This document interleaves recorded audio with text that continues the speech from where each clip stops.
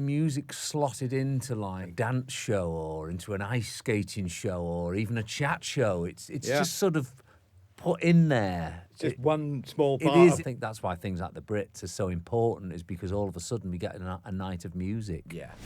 Delighted to welcome boy band, man band. Yeah, we take that are here in the studio. Hello, welcome. We've been called much worse, so we'll take any of those. That'll do nicely. I mean, there's three of you here. I always think you could be a four-person group. I mean, I am available. You know, I move for the a next bit 10 still. minutes. We will be. Okay, that'll do it. Right, that's fine. So we've got Gary and Mark and Howard here, and we're here to talk about this fabulous, interesting, fascinating documentary. I'm Robbie. I'm Gary. I'm Matt. I'm Owen. I'm Jason. And we are Take That. Take That was about 5 people. We bounded into being pop stars in the 90s. Really good looking. They're the best band that ever lived. And I didn't expect any of it. It's Megan. Whose idea was it, first of all, to do this? So it all sort of happened about 3 years ago. We were in tour rehearsals, and it's a good time for our managers to bring people to see us because we usually say yes to everything when we're in tour rehearsals. We just want to get back to the work.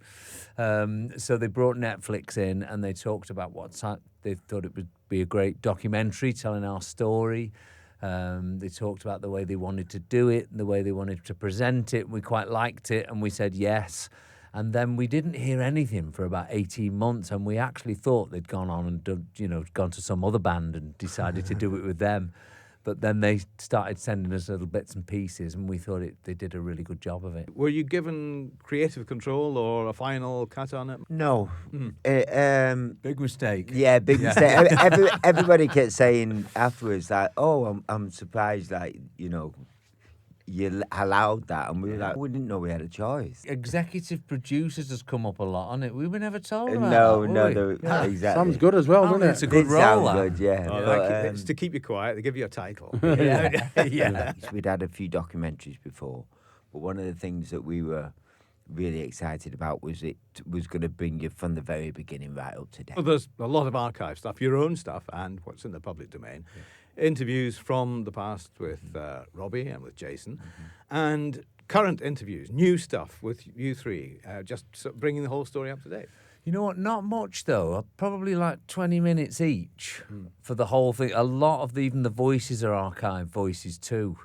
I think that was the goal, that they didn't want us to kind of steer it in any way with what we were saying. The interviews they did with us individually were more to sort of fill in areas, but definitely the main part of the whole story is all archive. Who are the acts that you thought we would like to be like that? I guess it's a question for Gary, really, but he was very inspired what we brought to the table, as in our music tastes.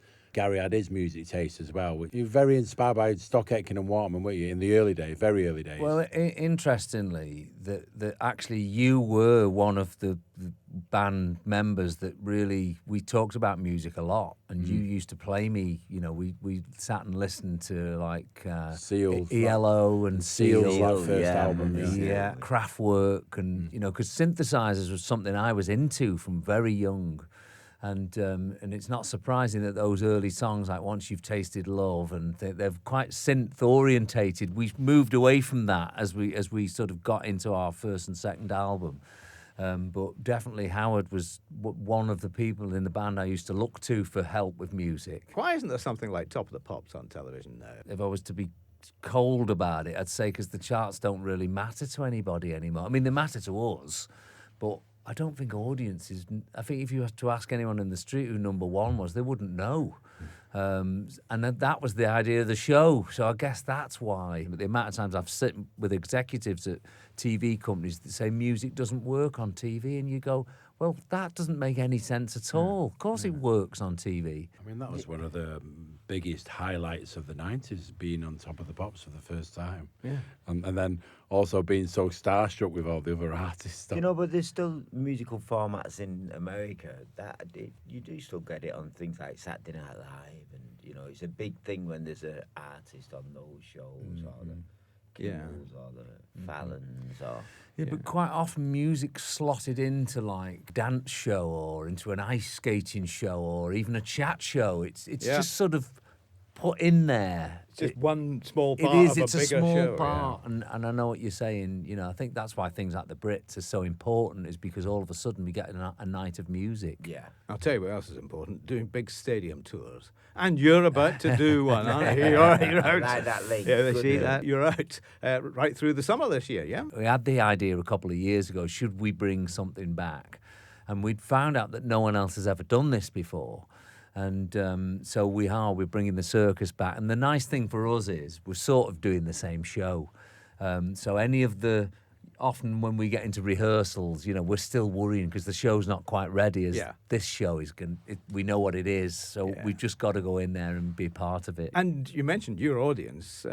Has your audience changed over the years? Do you have different people coming to see you? A lot of the teenagers, you know, from 12, 13, 14 years old, and now all of a sudden the mothers and they're bringing their daughters along or they're bringing their children along, and now their children are teenagers, and, you know, it's and you see a lot of men. You see a lot of men at our concerts now. I don't know if it's because they're being dragged along by the wives. Yeah, but that's But, changed because previously they wouldn't be so obvious. In No, the, in it's, the audience. I think it's amazing when you look at the different age groups of our audience. It's fantastic to see. God bless yeah. them. Yeah. God bless them. The talk of an album coming out shortly. You know, we've been at it for about a year now. We write away, and what we tend to do nowadays is spend a lot of time writing and a short time recording.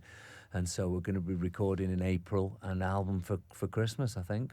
Yeah. You're in a good place at the moment, I would say. We by the are. sound of things. We So we've are. got the next year all sort of mapped out. But what beyond that? Any ideas for that? We're excited about going in the studio and doing that. And the tour. I suppose when you finish that, you'll be fairly tired. You'll have felt you've done a day's work by the end. And you want to feel like that at the end of a tour. To have something on Netflix, obviously Yeah. it goes out around the world. It'd be interesting to see what that actually does for us. If anything, you know, it'd be interesting to see where we are by sort of summer. You could be playing all the arenas right around the world for the next several years, probably. Well, let's see. And at the end of the documentary, there's a new song going out over the end of it. Now, are we going to hear a bit more of that? This is the start of our next wave of music now.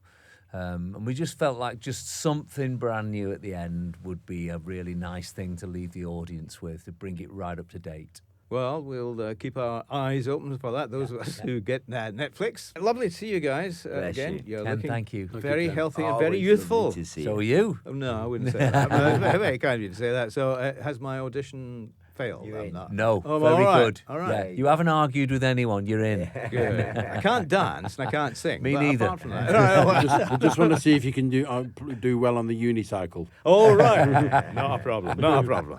Thanks, guys. All the best. Thank Thank you. you. Thank you.